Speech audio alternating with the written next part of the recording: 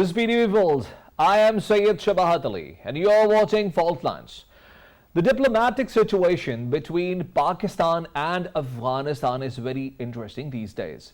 While more than a million Afghanis living inside Pakistan without any documentation have been sent back, Tehreek-e-Taliban Afghanistan is feeling or facing a heat of the change in its strategy by government of Pakistan.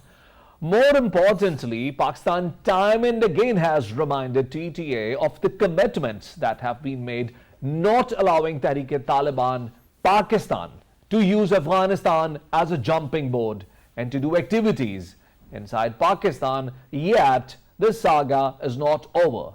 And the recent example was Bannu attack, which took place on 26th of November 2023. For 48 hours or more, the personnel of security forces were made hostage by the militants. Now, is it going to continue like that, or does the change in the strategy, does the change in the diplomatic strategy by Pakistan is going to put some pressure on Tehreek-e-Taliban Afghanistan, who can then ask Tehreek-e-Taliban Pakistan to behave or not to use the Afghan soil as a jumping board for their illegal activities inside Pakistan? To talk about this, I have invited an expert who is joining me on Skype. His name is Syed Muhammad Ali, very famous analyst, and is back once again in my program. Syed Muhammad Ali, I welcome you to the show.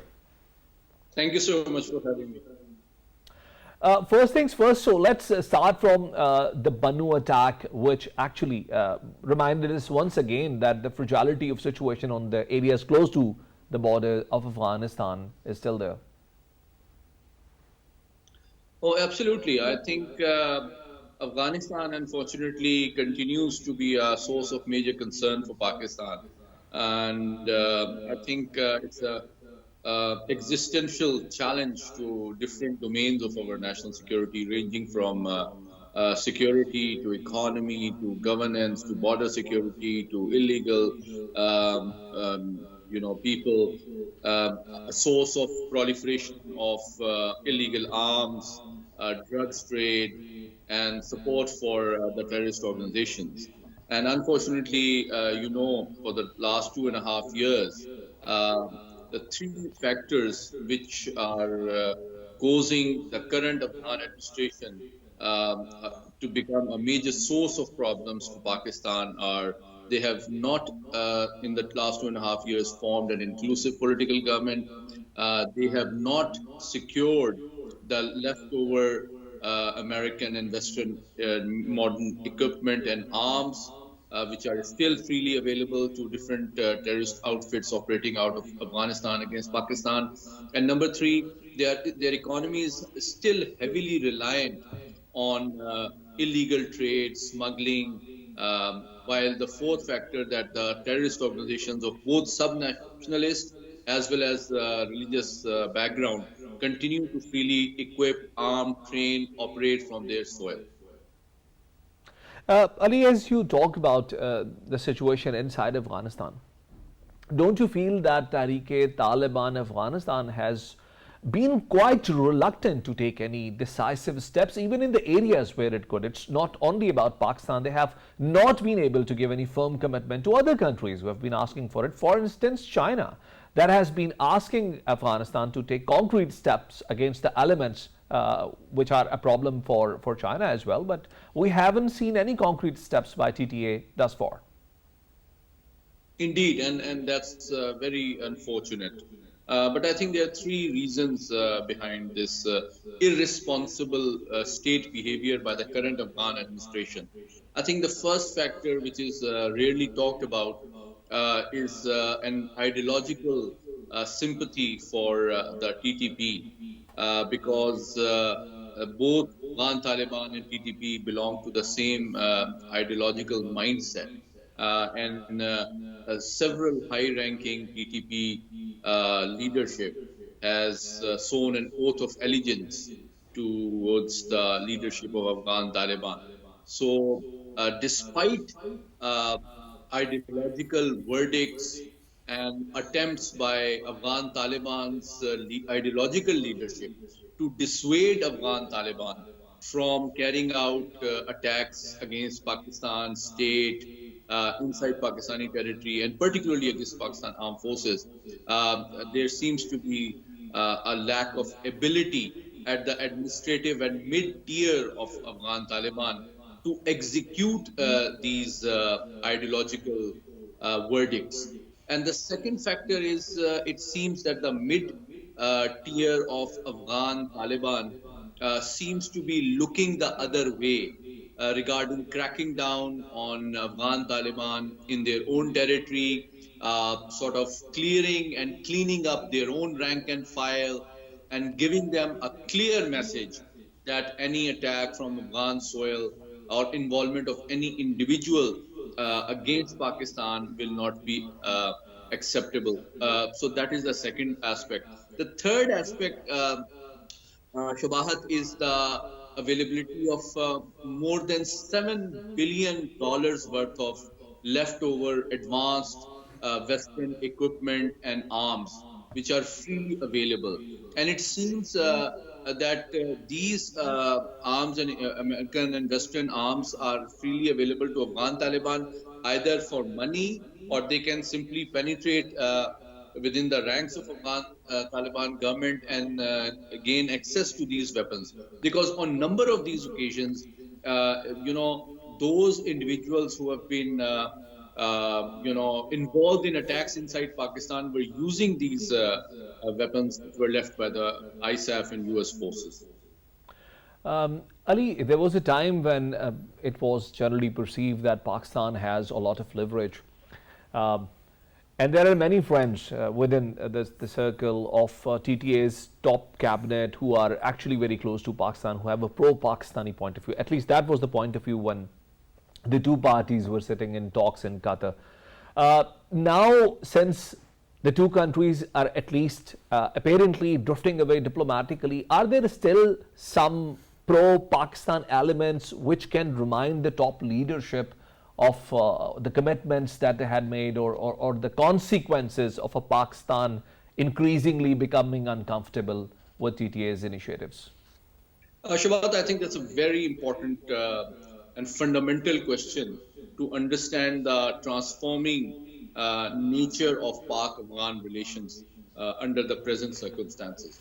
And I would characterize the changing dimension of this bilateral and difficult relationship in three words. I think there is sympathy within Pakistan for the 44 years long conflict that the Afghan nation has suffered, irrespective of whoever has been in power. Number one. However, I think that sympathy has not translated into trust from Pakistan by virtue of the third factor, which is a lack of responsible behavior, a responsible statecraft demonstrated by the Afghan Taliban. Because they had the opportunity to convert Pakistani long-standing sympathy into trust through their responsible behavior, meeting, addressing, and behaving responsibly, and ensuring that its territory, resources, personnel, citizens are not involved in any activities which are considered a threat to the security, economic, and other national security interests of Pakistan.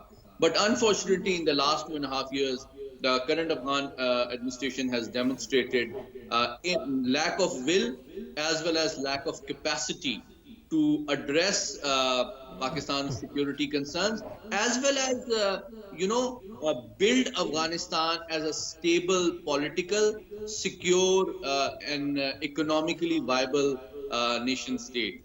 So I think it is in their own interest if they act responsibly, secure their territory, take responsibility of the activities of all Afghan citizens, including those who are living in Pakistan, and most importantly, taking control of all the weapons left by the former US forces as well as ISAF forces. Ali, but it's not only Pakistan. every time in the past when Pakistan and Afghanistan were not enjoying uh, very good relationship with each other, India would have taken advantage of the situation. But as of now, when we speak, the diplomatic tension between India and Afghanistan have also increased. We have recently seen military skirmishes with Iran. Tajikistan is crying because of TTJ's activities, Taliban Tajikistan activities inside their territory. And then we see Russia, China, and the United States also not very happy. So, is it not an overall failure of diplomacy for Taliban Afghanistan? I think I agree with you, but I think it is not the failure only of diplomacy. I think the onus as well as the opportunity to reduce and address the concerns of the international community and regional countries lies heavily on the current Afghan administration. But unfortunately, they, by virtue of their irresponsible statecraft, uh, have failed to convert this opportunity into goodwill and trust of the regional countries in particular, but generally also of the international community. And as a consequence, they are increasingly and again becoming a source of concern for not only the regional countries but international peace and security as well. And as you rightly pointed out yourself, I think the concerns vis-a-vis in Afghanistan are no longer restricted only to Pakistan. The terrorist outfits which are operating out of Afghanistan, like IMU, like ETIM, like Daesh, like BLA, BLF, and TTP, are not attacking only Pakistan. I think they are seen as a major security, regional security concern of China, particularly IMU and ETIM. Also, Daesh is seen as a concern by Iran and uh, China as well as Russia. I recently met some top Russian scholars, and they shared their concern of the revival of terrorism from the Afghan territory. So basically, I think it is very important for the Afghan administration to act responsibly, effectively, and timely to ensure that its territory is not used by any terrorist organization. The weapons are under control, and it is not a source of the smuggling and illegal economy and trafficking, drugs trafficking to other countries. Only then it can earn the goodwill and trust of the regional and international community and attract perhaps investment and eventually move towards diplomatic recognition, without which I think that is not possible. Ali, my last question, because of all the things that you have highlighted, let me remind you a few of them. The illicit Afghan trade that has stopped, the drug trade that is now becoming increasingly difficult, also because of Pakistan repatriating more and more Afghanistanis living inside Pakistan illegally. Is it not going to rise the cost of having this strain in relationship with Pakistan? And if it does, do you believe that going forward this might bring a strain in relationship between TTA and TTP? Because essentially what TTA is paying for is to keep TTP very happy. That's the only concern that Pakistan has so far. I partly agree with you, Shabahat, insofar as the deep, lingering interdependence and close bilateral relations at the operational level, at the tactical level between Afghan Taliban and TTP are concerned. And the recent rise in attacks provide compelling evidence that most of these terrorists involved in the TTP attacks had the support, had the goodwill, had the access to the American weapons, which were supposed to be secured by the Afghan Taliban. But I think through you, I must urge the Afghan government that it is in their own national interest to act responsibly and do three things. Number one, diplomatically resolve any misperceptions and concerns that the regional and international countries have. Number two, ensure that its territory is not used by any terrorist organization against other countries. And number three, secure all the leftover equipment and arms and ammunition by the Western countries. And number four, also cooperate with the efforts Pakistan is making to eliminate the black economy, smuggling, drugs trade as well.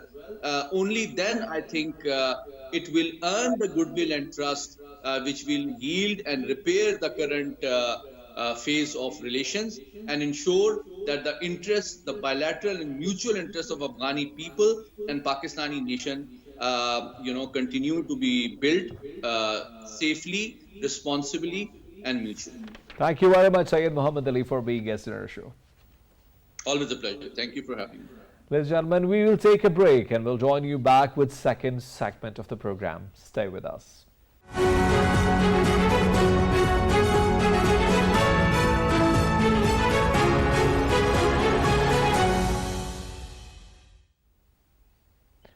Welcome back, ladies and gentlemen. Let's talk about one of the most significant situations or issues that every Pakistani has to deal with day in and day out, and that is Pakistan's economy. While too much has been talked about the meager economic situation that we have been facing for quite a while now, the economic indicators for last several months are perhaps not as bad as things used to be. For instance, Pakistan's exchange rate has been quite stable. For the first time, Karachi Stock Exchange, through its 100 index, has not only crossed the threshold of 52,800, its ever highest, but has rather crossed 60,000. And on the international front, we are also listening to some very good news. Perhaps some money is getting rolled over, and maybe this all can translate into a better economic situation, or perhaps there is something else that we need to find out. To talk about this, I have today invited senior research economist from Pakistan Institute of Development Economics, Dr. Mahmud Khalid. Doctor, welcome to the show. Assalamu alaikum. Thank you for hosting me. So tell us about the overall macroeconomic situation of the country as of now when we speak. Well, Shabahat, you are right in your comment which you earlier made that if you compare it with, let's say, last year, certainly the things are improving. And why do I say that? Because generally in the overall economic sense, we look at mainly two indicators. One is the economic growth and the second one is inflation. In a recent, not I would say publication, but in a meeting, Pakistan Bureau of Statistics, when they were actually revealing their quarterly GDP figures, they actually mentioned that the economic growth is taking place and the momentum is there. We see the large-scale manufacturing as the core at providing the necessary economic impetus for growth as well as jobs and employments and others. That has actually improved. And on the other side, the inflation is receding. We have seen it going up to close to 40%, but currently it is around 26.9% on a per annum basis. And you have rightly mentioned that the exchange rate, that has been stabilized. It is not giving the same kind of jumps which earlier it was giving. And lastly, the stock exchange which you have mentioned, that is showing some progress, although the progress is limited to few sectors only. But generally when we see some sparks of economic activity coming in, that's a sign that the economic engine or the economic wheel is again going to pick up. You spoke about several issues, and I'll try to ask you questions one by one. So let's talk about inflation. Let's start from there. You said it has come down from 40% to 26.9% at the moment.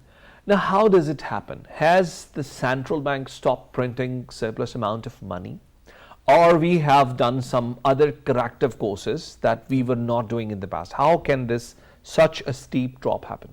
You have mentioned yourself, it is basically the stabilization efforts which are made by the monetary authorities. And Pakistan is not specific to it. World over it was a problem. And all the central banks actually tighten up their monetary policy rates so that the economy can kind of slow down. Because the inflation is rising of prices not parallel with higher economic output or production. So one way to basically control it is to increase the policy rates so that the spending actually goes down. Now, how far it has been effective, that is a question which we can debate, because generally speaking, in the developed economies, since they are very financially integrated, there the central bank's policy rates based policies actually work very quickly, and they provide the necessary recipe for improving the inflation side. But unfortunately, in case of Pakistan, that's not the case. So what we see over time is that our policy rate has increased from a single digit to 22%, and unfortunately that is also persisting. So that is something which is very worrisome for the long run economic growth, because we need resources for our economic development. The businesses need to invest, and the recurrent expenditures of different businesses, like taking the inputs and spending, even importing the raw materials, that all need the support from the financial sector. That is actually not there. So what we see at the moment is that the inflation is basically tackled upfront by the strict monetary policy, but how far that is going to remain there, that's a question which we need to see. So the policy rates that have jacked up to the historic highest, you're not happy about it because you believe it doesn't leave any room for the industry to respire. Yeah, and the one thing which I would like to add here is that, as I mentioned, that unlike the developed economies, the problem in our case is the government itself. Almost 70% of the banking sector credit is right now parked with the government. So whatever policy you are actually adopting, that is increasing or spiraling the cost of debt as well.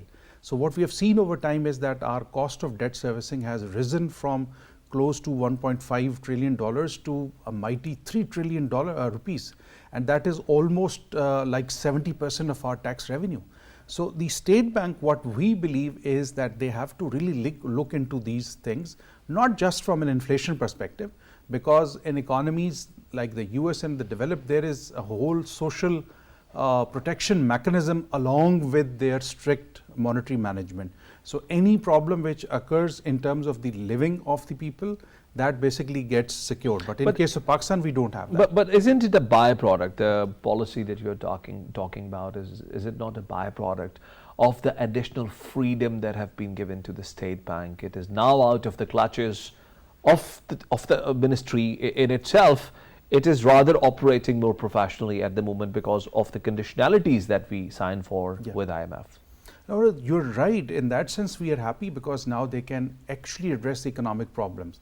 But while doing that, what they have to really consider is that what are the foundations based on which this model is based. So if we have an economy in which the resources are not taken up from the banking sector by the government, then of course their policy is going to work. But otherwise they have to think through that what kind of a policy measures they are going to take. Now in that regard, the Ministry of Finance has actually taken a very good step. Now they're planning to go directly to the capital markets instead of going to the banks. So now they're going to borrow from the capital markets by themselves. That's not only going to help in terms of reducing the burden on the banks, but it's also going to provide some investment opportunities to common people. They can basically... You mean the local domestic, yeah, the domestic financial the domestic markets, yes. So they're going to issue some bonds or... Exactly. They're going to issue now Sukuk type bonds in the domestic capital markets, which is going to help common people also invest, because there are lots of voluntary pension funds. There are investment schemes which the people want to actually invest, but they couldn't because the government was not offering these support. They were rather going to the bank. So we see that this, I think, can actually relieve some burden from the private sector in terms of the banking credit, and then we can think about that how the monetary policy is going to be effective.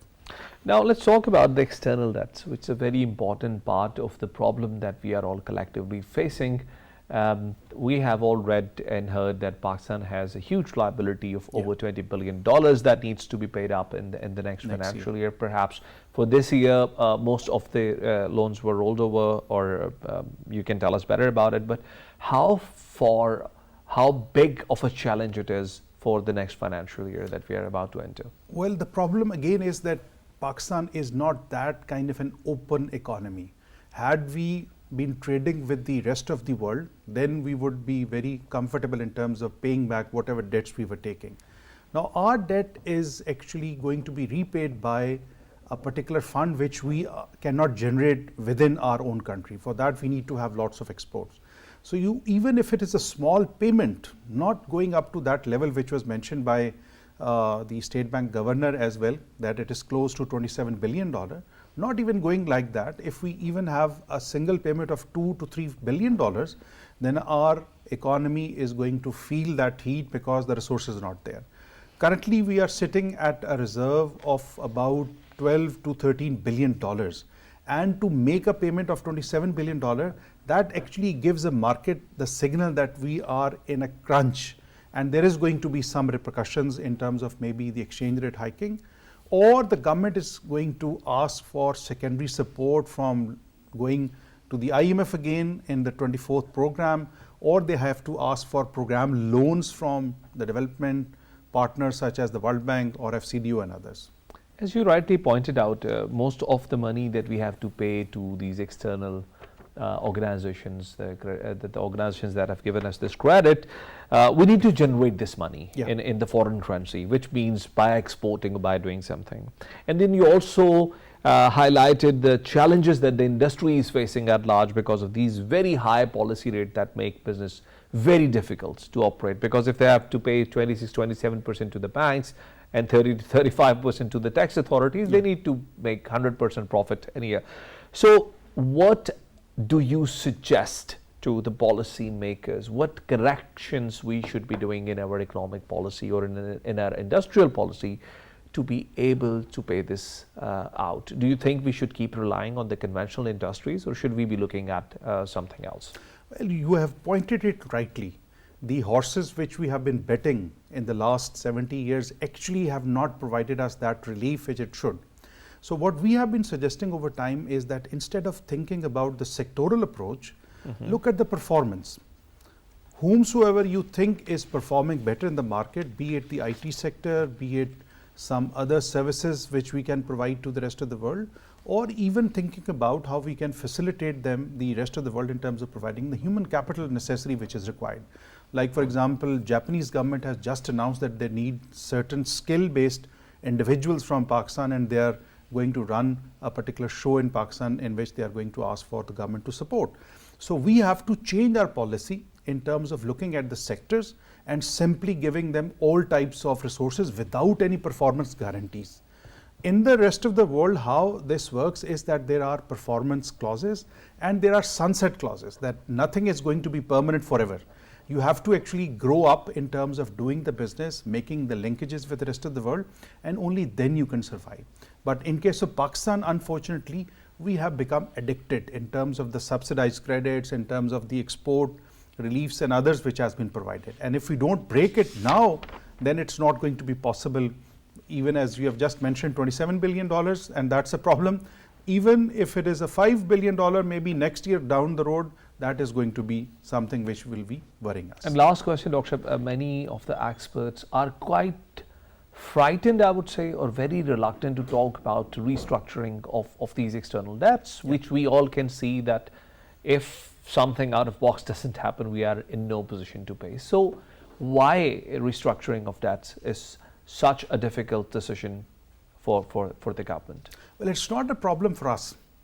It's a debtor-creditor relationship. So if somebody has lent a money to us, they are asking it back. We are willing to do that. But unfortunately, on the other side, the first question which comes on the table is that even if it restructure, what good would happen next year? So until unless we give them some credible plan, every creditor would be willing to restructure, because they don't want to go into a fix in terms of asking us for some kind of a collateral which needs to be repaid and things like that. Because the sovereign default is a risk which for creditor and the debtor both is very nuisance, which cannot be resolved in an easy manner which the firms generally look for. So we are ready for any kind of rescheduling, restructuring, reprofiling, but the persons sitting on the other side of the table are a bit reluctant, not because they don't want to. They need a formidable plan in terms of showing that in future the things are going to be good. So with good plan it can be done. Yes, yes. Thank you very much. The government is actually doing work on it. Thank you very much, Dr. Mahmud Khalid, for being guest in this part of our program. Ladies and gentlemen, we'll take a break and we'll join you back with last segment of the program. Stay with us.